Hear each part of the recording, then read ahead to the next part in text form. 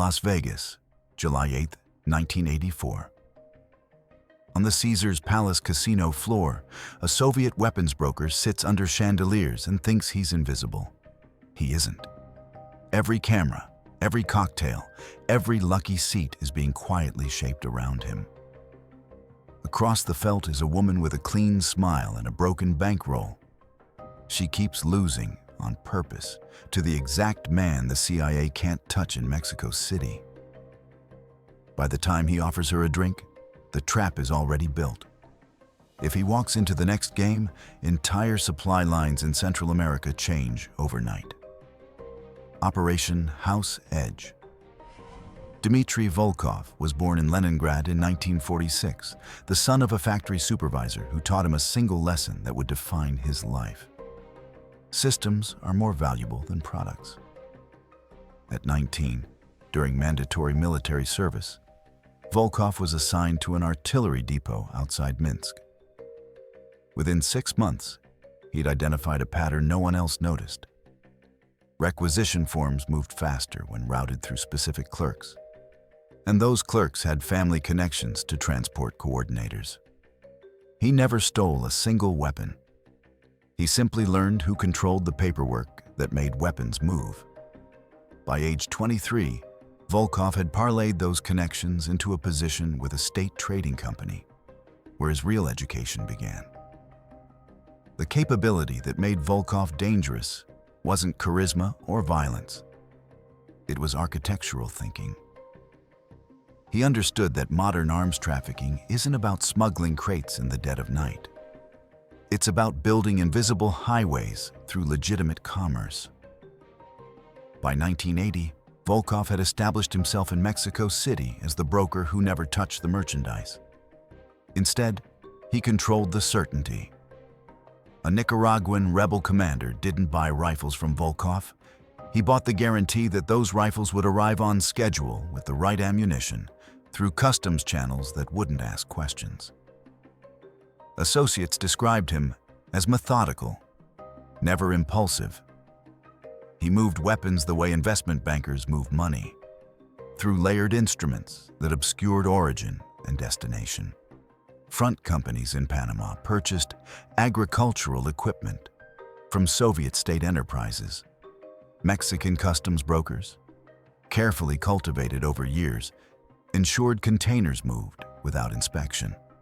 Shipping documents listed Paraguay as the destination, while vessels diverted mid-route to Nicaraguan ports. The genius was redundancy. If one channel closed, 2 others remained operational. This systematic approach made Volkov a strategic problem for Western intelligence services by the early 1980s. The Reagan administration had committed to rolling back Soviet influence in Central America. But that rollback stalled every time rebel groups received advanced hardware. RPG-7s, SA-7 surface-to-air missiles, encrypted radio systems. Volkov's network was supplying the tools that kept conflicts unwinnable. Standard interdiction failed because you can't seize what you can't find. And Volkov's shipments rarely looked like weapons until they reached their final destination.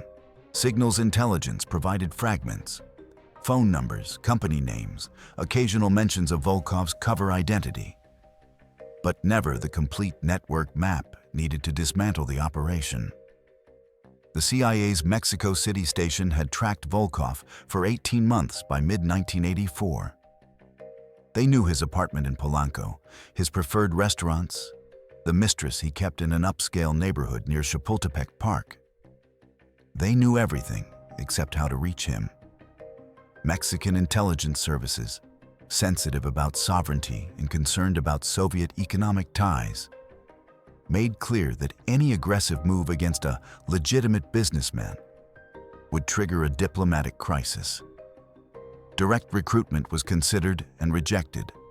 Volkov showed no vulnerabilities to standard approaches, no financial pressure, no ideological doubts, no compromising personal secrets that could be leveraged. A kidnapping would be obvious and would burn every CIA asset in Mexico City the moment Soviet counterintelligence began investigating. The breakthrough came from behavioral analysis, not signals intelligence. A junior analyst reviewing Volkov's travel patterns noticed quarterly trips to Las Vegas. Each trip lasted 3 to 4 days. Each trip cost Volkov between $30,000 and $70,000 in documented gambling losses. The analyst flagged it as recreational, nothing more. But the deputy chief of station saw something else, a pattern that suggested compulsion rather than entertainment. Volkov was disciplined in every aspect of his professional life except one. He couldn't stay away from high-stakes poker. During one intercept in April 1984, Soviet communications included a brief mention of Volkov discussing his Vegas losses with a contact. The contact asked why he kept going. Volkov's response, translated from Russian, "Because when I sit at that table, I control nothing, and that's the only honest thing in my life." The CIA's psychological profile was updated. Here was a man who spent his professional existence engineering certainty, who craved the chaos of chance precisely because he couldn't manipulate it. That contradiction represented the operational opening. The problem remained jurisdiction and deniability. You can't arrest a foreign national in Las Vegas without evidence of a crime. And you can't kidnap someone off a casino floor without witnesses and security footage creating an international incident. So the strategy shifted from confrontation to architecture. The CIA's counterintelligence staff developed what they called the controlled environment doctrine. The logic was straightforward. If you can't operate in the target's defended territory, and you can't openly grab him in neutral territory, you engineer a scenario where the target willingly moves from neutral ground into a space you've quietly prepared. Make him choose the trap. 3 obstacles made this approach nearly impossible. First, Volkov maintained operational security even on vacation. He varied his travel dates, used different airlines, stayed at different hotels within the same casino, and never announced his trips in advance. Second, Las Vegas in 1984 was a surveillance nightmare. Crowded, noisy, with hundreds of cameras focused on gaming tables, but almost none focused on individual players in ways intelligence services could access. Third, any approach had to feel organic. Volkov had survived 20 years in a profession where mistakes meant death. If anything felt like a setup, a too interested woman, a too lucky business connection, a too convenient opportunity, he would disappear back to Mexico City and never return. The operational window opened in late May, when signals intelligence intercepted Volkov discussing a July trip tied to a specific business timeline. He needed to be in Vegas from July 7th through July 10th, because a shipment was scheduled to clear Mexican customs on July 15th, and he wanted to be out of the country during that window. The deputy chief of station wrote a 2-page operational proposal. It reached the director of operations within 48 hours. Approval came back in 72 hours with one condition: no fingerprints. If the operation failed, if Volkov walked away, there could be nothing linking the agency to what happened in that casino. By June 1984, planners had identified the operative. Her actual name remains classified, but operational documentation refers to her as Sarah Mitchell. She was 31 years old, a case officer with 6 years of experience running assets in Western Europe. Her qualification wasn't charm, it was patience. In a previous operation in Hamburg, she'd spent 11 months befriending the wife of an East German trade official, never pushing, never asking direct questions, until the wife volunteered her husband's access to ministry cables.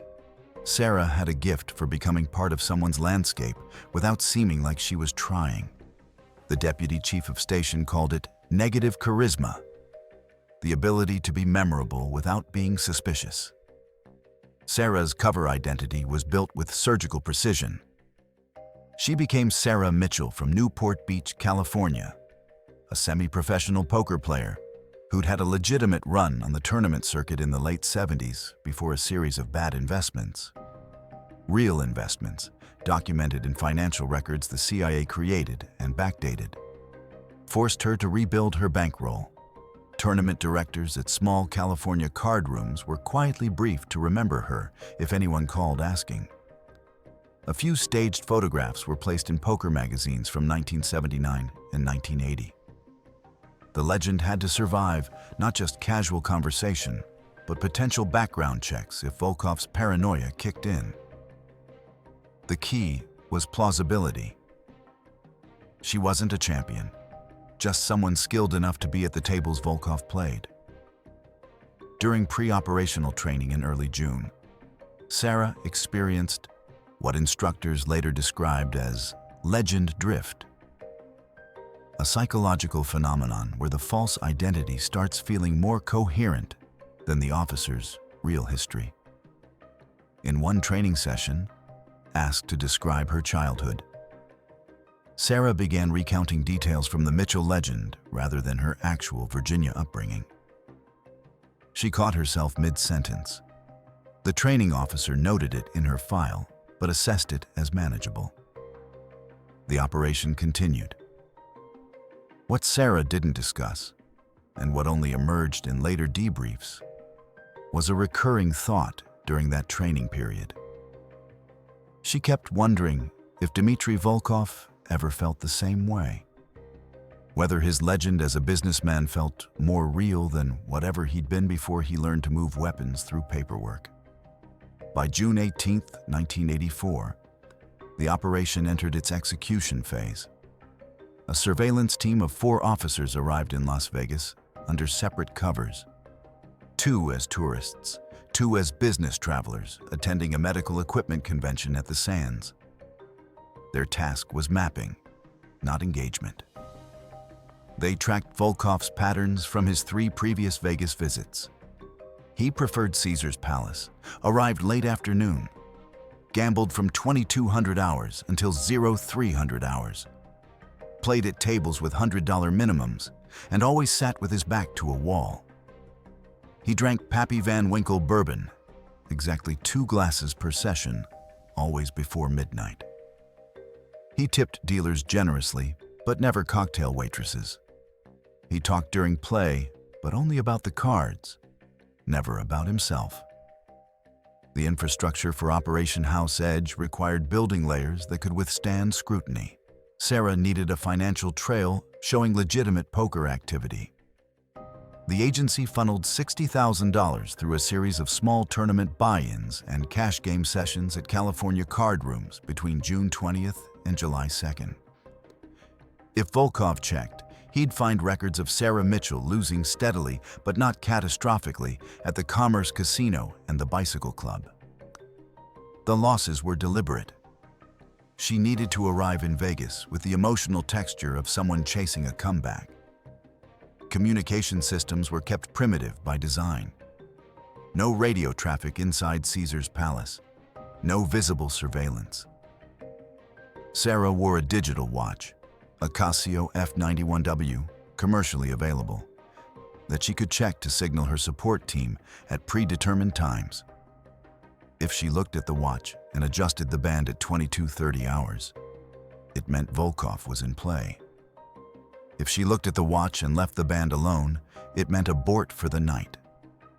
The support cell operated from a rental house in Henderson, 15 miles from the Strip, handling logistics without ever entering the casino. They monitored through indirect means, credit card activity, which tables were hot that night, which pit bosses were working shifts when Volkov showed up. Every element was separated so that compromise of one part wouldn't collapse the entire structure. The final architectural piece was the endgame location. The agency had identified a property near Lake Tahoe, a legitimate private residence belonging to a retired tech executive who'd done consultation work for the CIA in the 70s. The executive agreed to make the property available for one night, no questions asked. The location was perfect, isolated, defensible, and far enough from Vegas to feel like a different operation entirely. If Volkov could be convinced to travel there for a private high-stakes game, he'd be stepping into a controlled perimeter where no witnesses, no cameras, and no public oversight could complicate the outcome. July 7th, 1984. Sarah Mitchell checked into Caesar's Palace at 1600 hours under her legend identity, paying cash for a 3-night stay in a standard room. She wore jeans and a simple blouse. No jewelry, no perfume, nothing that would read as effort. At 2100 hours, she entered the casino floor and found a 10-20 hold'em table with an open seat.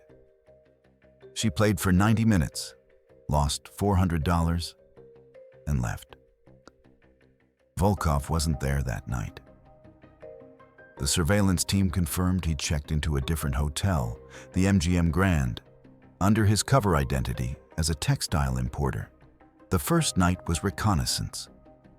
Sarah needed to be visible without being aggressive. July 8th. Volkov appeared at Caesar's Palace at 2200 hours. He sat at a 100-200 hold'em table back to the wall near the high-limit section. Sarah was already at an adjacent table, deliberately positioned where he'd see her, but not directly across from him. She'd been playing since 2000 hours, slowly losing. Her stack was visibly shrinking. She showed frustration in controlled doses, a tight smile after a bad river card, a quiet laugh when a dealer made small talk. Nothing theatrical. Just the small erosions of someone who knew she was better than her results suggested. Volkov glanced her direction twice. The second time, Sarah caught his glance and gave a brief nod, acknowledgement, not invitation. Then she returned her attention to her cards. The principle was simple. Predators chase movement, but they investigate stillness. Over the next hour, Sarah lost another $600, stood up, stretched, and walked to the bar near the poker room. She ordered club soda with lime. Volkov remained at his table. Sarah didn't look back. The approach phase required repetition, not drama. July 9th, 21:30 hours. Sarah sat at the same adjacent table. Volkov arrived at 22:15 hours and took his usual position. This time, after an hour of play, his table broke, not enough players, and the pit boss consolidated remaining players. Volkov was moved to Sarah's table. It was pure luck, or appeared to be. In reality, 2 of the players at Volkov's original table were CIA officers under shallow cover, who'd quietly left when they sensed the table losing energy, triggering the consolidation. Volkov sat 3 seats to Sarah's left. They played together for 40 minutes before any conversation. Then, a drunk oil man from Houston started loudly second-guessing another player's decisions, slowing the game, irritating everyone. Sarah finally said, without looking at anyone in particular, "If he's got advice, he should buy in." Volkov smiled, not at her, at the table. But it was a crack. 20 minutes later, when Sarah won a hand with a well-timed bluff, Volkov said, "That was patient." She nodded. Didn't feel patient, felt lucky. The complication hit 15 minutes later. Another player, a middle-aged man in a Dodgers cap, leaned toward Sarah and said, "You play at the Commerce, right? I've seen you there." Sarah's training kicked in. She didn't freeze, didn't deny too quickly. She said, "Probably. I've played there on and off for 2 years." The man smiled. "You were at a tournament last November. Final table. I was on the rail." Sarah nodded slowly. That was a bad beat. Went out 7th. It was a lie. There was no tournament, no bad beat. But she delivered it with the kind of tired resignation that sounds like truth. The man seemed satisfied. Volkov said nothing, but Sarah saw him watching her peripheral vision. He was running a calculation. If she'd lied, she'd done it well. If she'd told the truth, she was legitimate. Either way, she was more interesting than she'd been 5 minutes earlier. Over the next hour, the table's energy shifted. Players left, new players arrived. A pit boss lingered near Volkov's chair longer than necessary, checking something on his clipboard. Volkov's posture changed. Straighter, more alert. Sarah recognized the tell. He was wondering if the casino was watching him specifically. She gave him an exit. She stood up, cashed out her chips, and said to no one in particular, "I'm done bleeding money tonight." She didn't wait for a response. She walked toward the cashier, cashed out her remaining $1,100, and left the poker room. She didn't look back. She didn't follow Volkov. She made herself forgettable by leaving first. July 10th, 0100 hours. Sarah was at the bar near the poker room, drinking club soda, reviewing her mental notes from the previous night. Volkov appeared at 0115 hours, walking from his table during a break. He stood at the bar, ordered Pappy Van Winkle, and drank in silence. Sarah didn't acknowledge him. 2 minutes passed. Then Volkov said without looking at her, "You're having a bad run." Sarah glanced over. "That obvious?" Volkov shrugged. "I've watched you play 3 nights. You're solid. Cards just aren't falling." Sarah smiled, a little bitter. Story of the year. The conversation that followed lasted 12 minutes and covered nothing operational. Volkov talked about variance, the mathematical cruelty of short-term results obscuring long-term skill. Sarah listened more than she spoke, asking one question for every 3 observations Volkov made. She never asked where he was from, what he did, or why he was in Vegas. The rule held, never be the one pushing for intimacy. Let him choose it. At 0130 hours, Volkov ordered a second bourbon, breaking his own pattern. Sarah noticed, but didn't comment. Then Volkov said, "You ever play private games?" Sarah paused. "Depends on the stakes and who's hosting." Volkov smiled. "I'm asking because I'm supposed to play in one next weekend. Lake Tahoe, a tech guy who made money in semiconductors. Invitation only. 10,000 buy-in, no limit hold'em. He's always looking for serious players." Sarah kept her expression neutral. "That's serious money." Volkov nodded. "It is. But the structure's slow, and everyone there actually knows how to play. No drunk amateurs slowing the table." Sarah didn't answer immediately. She took a sip of her drink, looked at the poker room, then back at Volkov. "I'd need to think about it. 10,000's a lot to commit without knowing the table." Volkov said, "Fair. I can give you until Friday to decide. If you're interested, I'll send you the details." Sarah asked, "Why invite me?" Volkov's answer was perfect for the trap he didn't know he was walking into. "Because you play smart, you don't talk too much, and you lose without whining. That's rare." The execution window had opened, but Sarah couldn't appear eager. She said, "Let me check my bankroll situation. If I can make it work, I'll let you know." Volkov gave her a phone number, a Las Vegas answering service the CIA had established 2 weeks earlier, and said, "Leave a message by Friday, 1800 hours. If I don't hear from you, I'll assume you're out." Sarah took the number, nodded, and left the bar. She walked to her room, waited 30 minutes, then left Caesar's Palace through a side exit. At 0245 hours, she met her support team in Henderson. The assessment was unanimous. Volkov had sold himself. July 13th, 1700 hours. Sarah called the answering service and left a message. She was in for the Tahoe game. The support team confirmed Volkov retrieved the message at 1930 hours. The Tahoe property was prepped over the next 72 hours. The retired tech executive vacated the house on July 14th. A 6-person operational team moved in on July 15th. 4 case officers with tactical training, 1 senior interrogator, and 1 medical officer whose official specialty was cardiac events in high-altitude environments. The house was staged to look lived in. Expensive furniture, poker tables set up in a main room with professional dealer equipment, high-end bourbon in the bar, ambient music playing softly. The illusion wasn't luxury. It was legitimacy. July 16th, 1800 hours.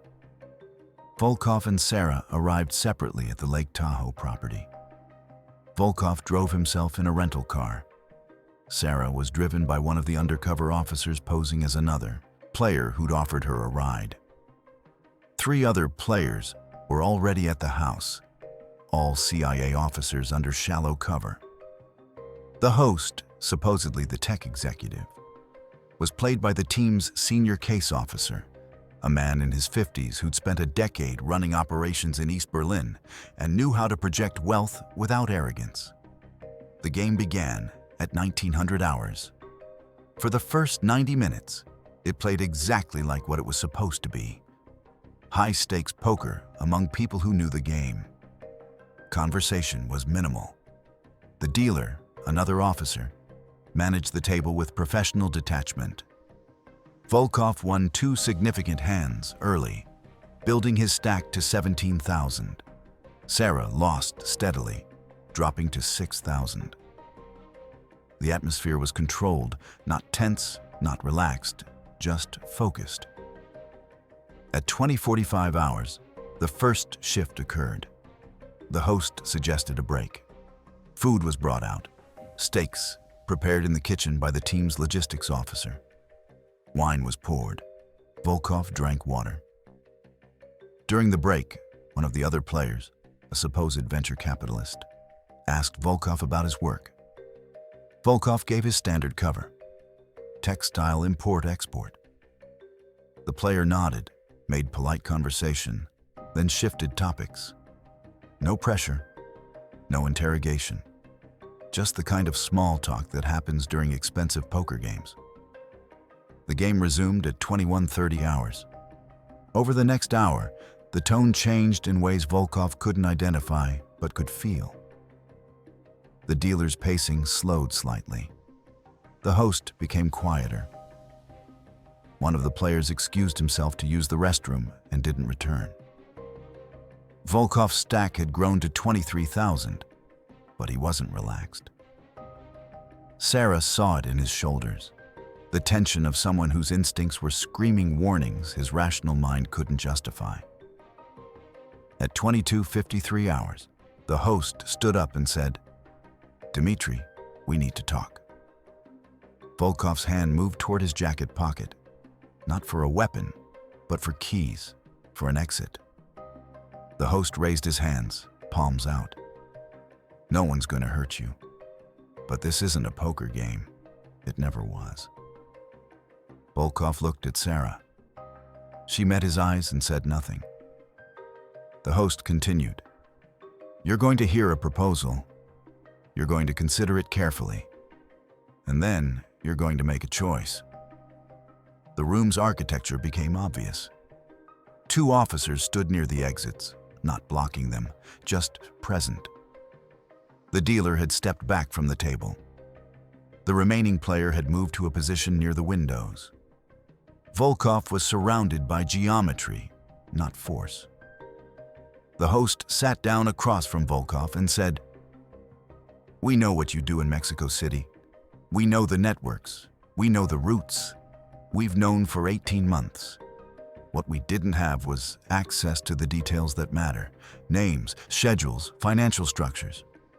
We need that information." Volkov's response was controlled. "And if I don't provide it?" The host's answer was delivered without emotion. "Then you're a problem we solve differently. You'll leave this house tonight. You'll drive back toward Vegas." Somewhere on Route 50, you'll experience what appears to be a sudden cardiac event. The altitude here is 6,200 feet. You've been drinking. You've been under stress.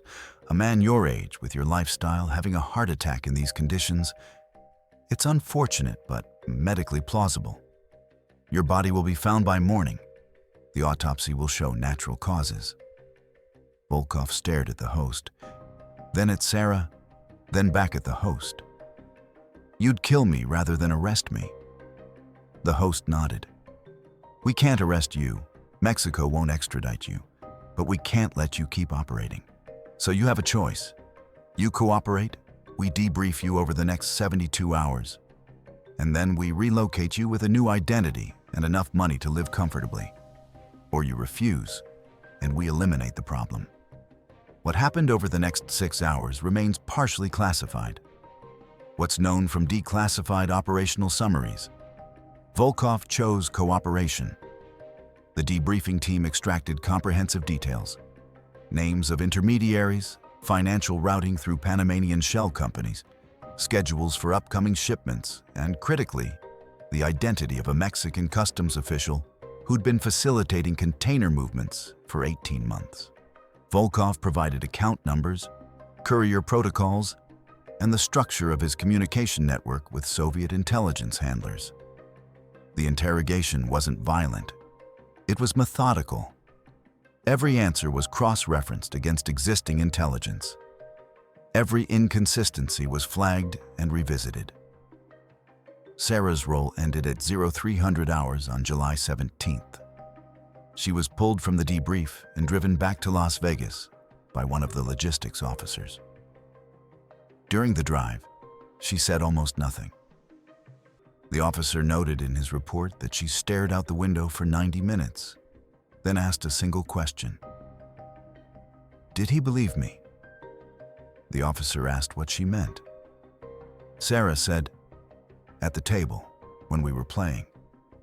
Did he think I was legitimate, or did he know the whole time?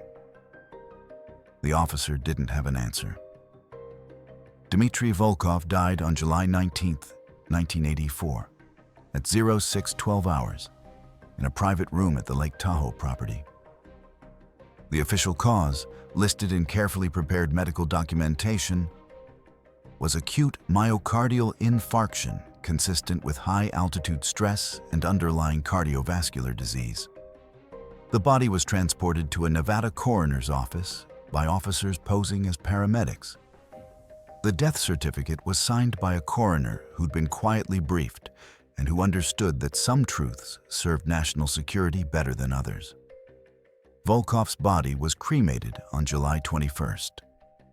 His ashes were shipped to a Mexico City address listed in his personal effects, an apartment he'd maintained but never lived in. By July 23, 1984, the Soviet embassy in Mexico City understood something had happened. Volkov had missed 2 scheduled check-ins. His apartment was searched by Mexican authorities at the request of Soviet officials. They found nothing operational, no documents, no weapons, no evidence of intelligence work. Just the life of a man who'd supposedly died of natural causes during a gambling trip. The Soviets issued no public statement.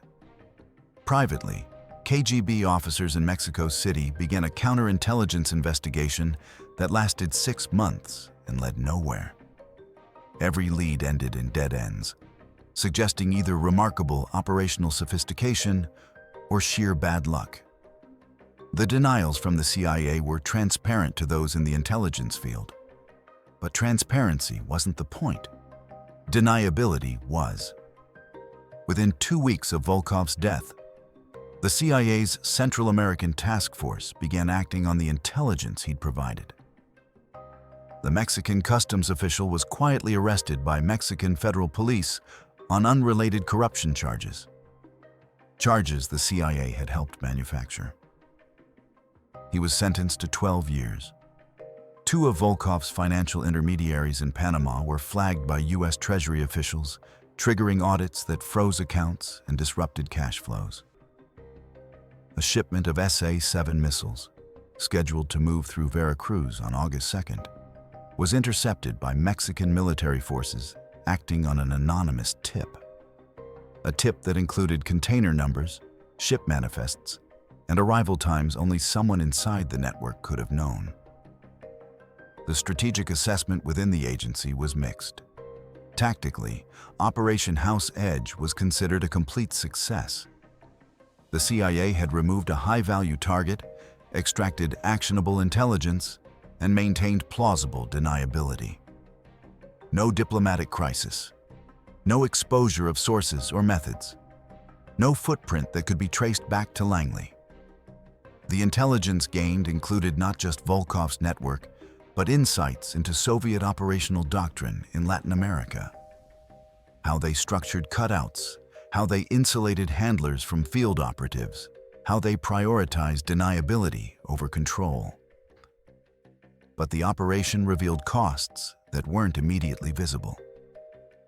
Diplomatically, the Soviet Union's intelligence services understood, even without proof, that the United States had killed a Soviet asset on American soil. That understanding shifted calculations.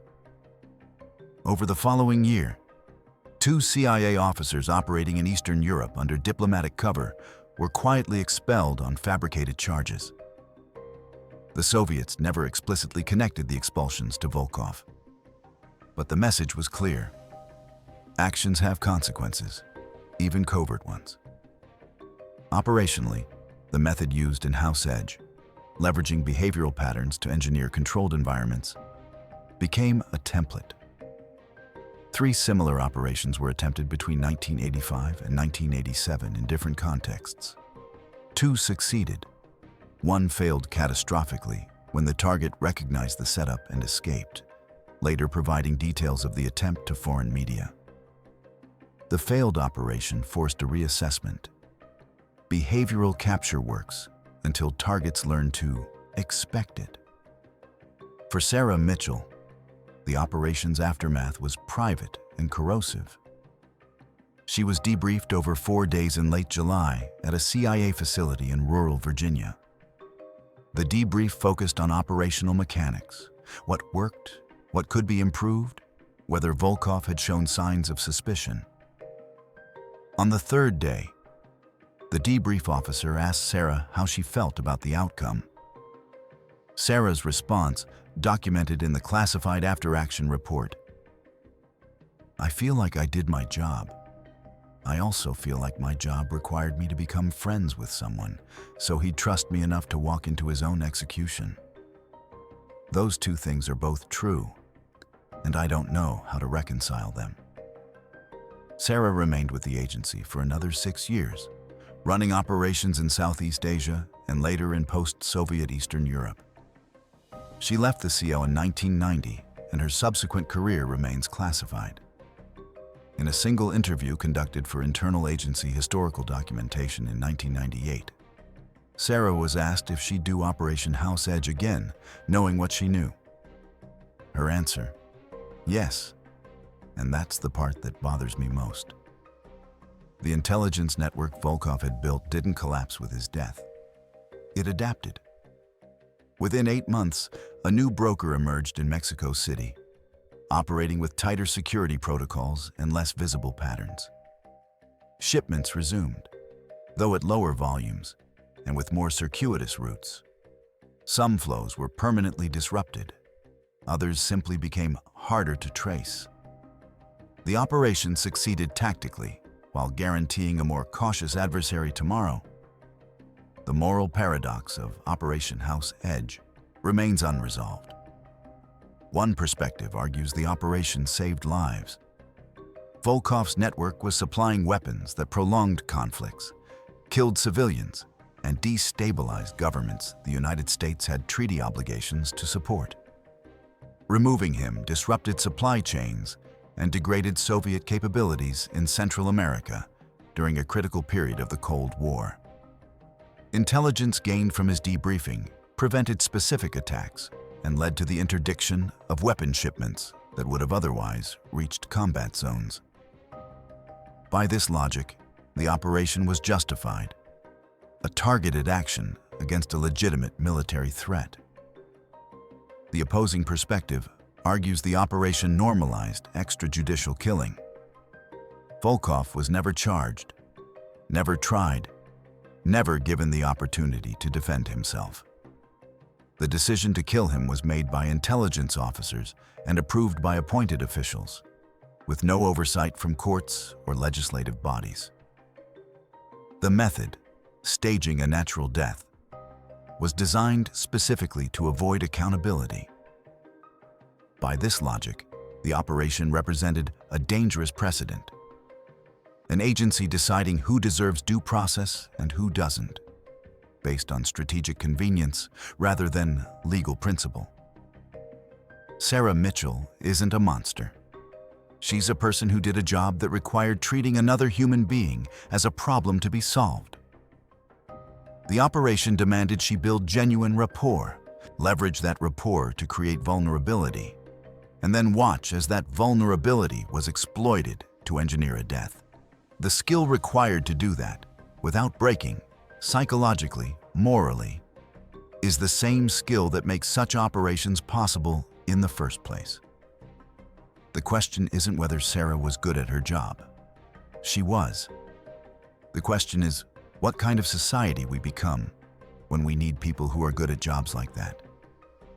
If you could stop a weapons pipeline that's arming groups responsible for civilian casualties, but only by staging the death of the person running that pipeline. With no trial, no public accountability, no oversight beyond a classified memo. Would you call that protection or murder? Does the answer change if the person is genuinely dangerous? Does it change if there's no legal mechanism to stop them any other way? The answer reveals more about your moral framework than about Dmitry Volkov or Sarah Mitchell. What's your take? Drop your perspective in the comments. Drop your